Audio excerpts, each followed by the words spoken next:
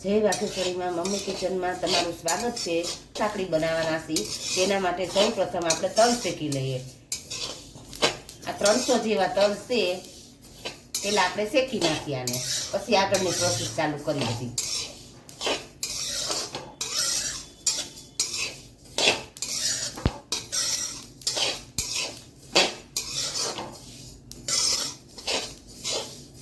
શેકી નાખ્યા છે, હવે આપણે કાઢી નાખી બહાર। તે જ લોયામાં આપણે ગોળ મૂકી દઈએ।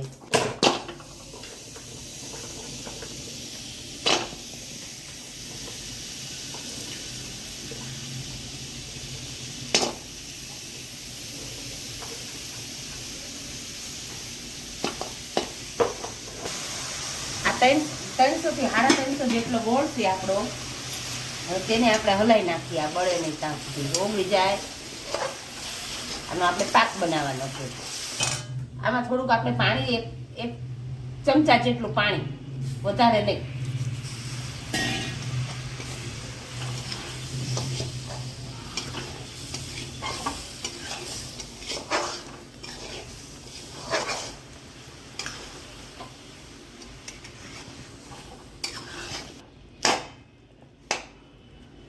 તાવેથા વડે આવી રીતના ગોળ ભાંગી નાખી તો જડદન થઈ જાય।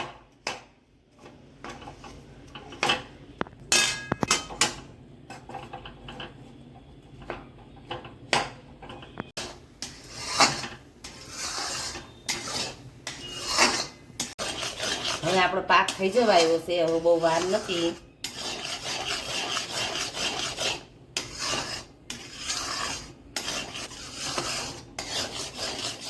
હવે આપણે આ વાટકીમાં આપણે સેજ પીકું પાડી જોઈએ।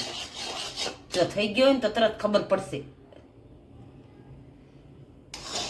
ના, હજી થોડીક વાર છે।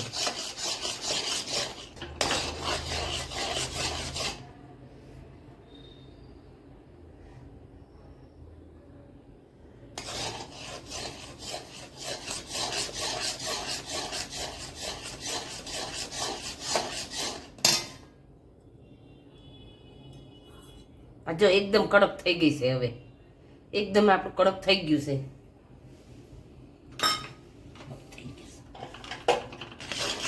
હવે સૌ પ્રથમ આપણે પેલા તેલ ચોપડી નાખીએ। પેલા આપણે આ દસ્તાને તેલ ચોપડી નાખીએ, નીચે પણ ચોપડી નાખીએ। નીચે પાથરવાની છે ને આપણે।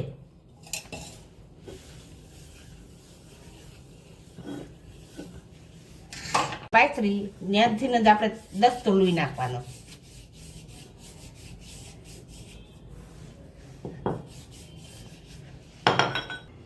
સેજ આપણે ચમચી જેટલું ઘી એકદમ નાખી દઈએ, એટલે એકદમ આપણે લીચી સરસ મજાની થાય।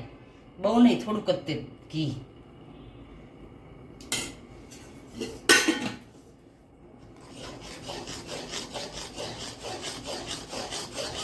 હવે આપણે તેલ બધા થોડાક એડ કરતું જવાનું। ગેસ ધીમો કરી નાખવાનો એકદમ।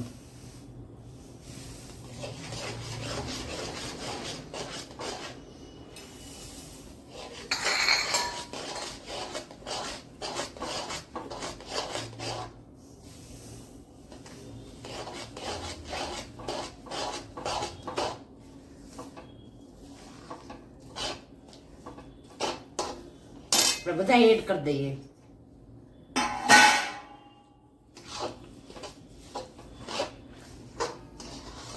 અને ગેસ આપણે બંધ કરી દઈએ। હવે